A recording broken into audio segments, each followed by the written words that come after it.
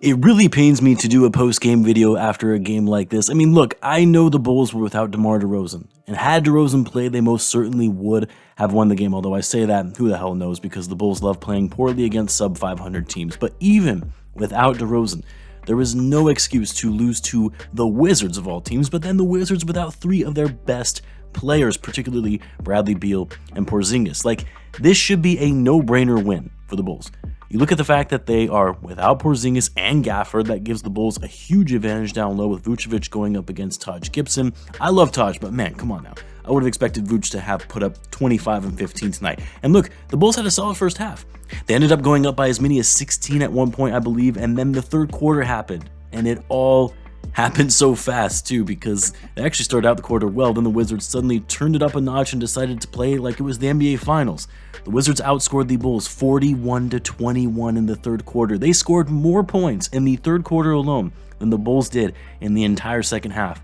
And what made matters worse was that even the Wizards, they had a stellar third quarter, the game was still within reach, and the Wizards followed up with one of the worst fourth quarters for their team alone. They only scored 13 points in the fourth, and the Bulls couldn't capitalize. So many missed shots on both sides. There were massive scoring droughts for both teams, and while the Bulls couldn't get a stop to save their lives in the third, in the fourth, they were able to get stops on virtually every possession, limiting the Wizards again to only 13 points, but the Bulls couldn't score on their end. So many turnovers, so many bad shots, even missing shots in the paint.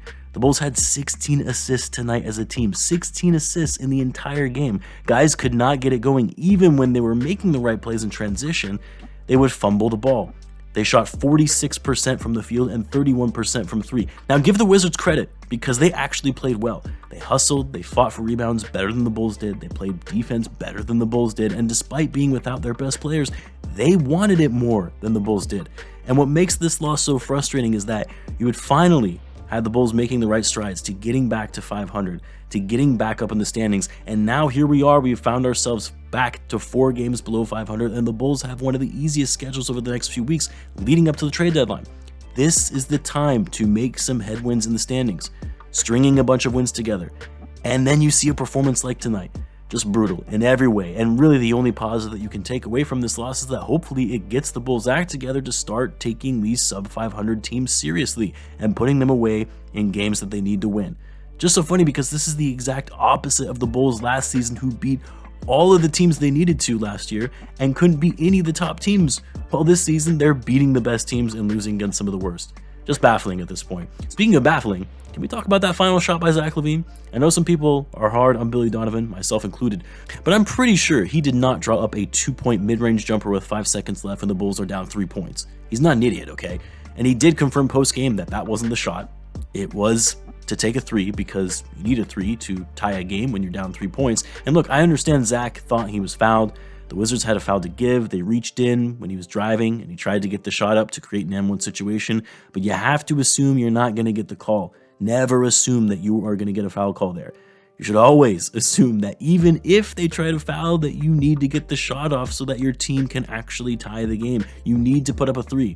And hey, even if you get fouled, you're now getting free 3 throws as a result of it, if you do it in the act of shooting anyway. But you also, knowing the Wizards are likely looking to foul, you have to have the presence of mind to know who's around you and to pass to the open man, as was Vucevic open from deep, as was Caruso.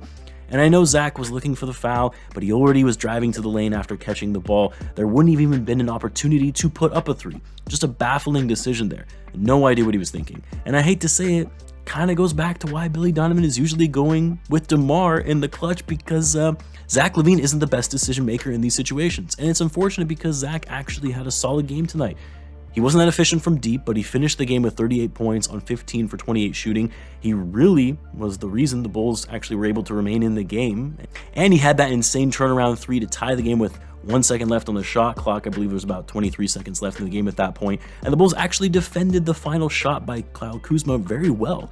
Like, that was just a nice shot. There wasn't much you could do about that coming off a screen. They switched it well. Kuzma was just channeling his inner DeMar on that one. I'm not even going to go through the box score because it's too frustrating to rehash everything else that went wrong with this game, but what I will say though is, how the hell did Denny Avdija get 20 rebounds? The Wizards don't have their best bigs and they give up 20 boards to Avdija. By the way, another guy the Bulls passed on drafting for Patrick Williams. I still think Pat has more potential than Avdija, but man, I would have expected a bigger night from Pat with DeRozan being out. 6 points and 6 rebounds. That's it. Not good. Same goes for Vucevic, by the way. 15 points on 14 shots. This is a game where you would have expected him to dominate and also being the second scoring option with DeMar out. But actually, he had a pretty mediocre game compared to what we have been seeing more recently, going up against much better quality big men. Anyway, I'm too annoyed to talk about this game further. I know it's a short video. I'm just glad I got my NBA channel to fall back on and talk about other things outside the Bulls because this team has really been frustrating me. Check out my NBA channel, by the way, coming up on 9K subs. Shameless plug. Bulls are off tomorrow. Let's see what they can do on Friday against the Thunder, but not going to get my hopes up anytime soon, given they're going up against a sub-500 team. But anyway, as always, guys, be sure to subscribe, and I'll catch you in the next one.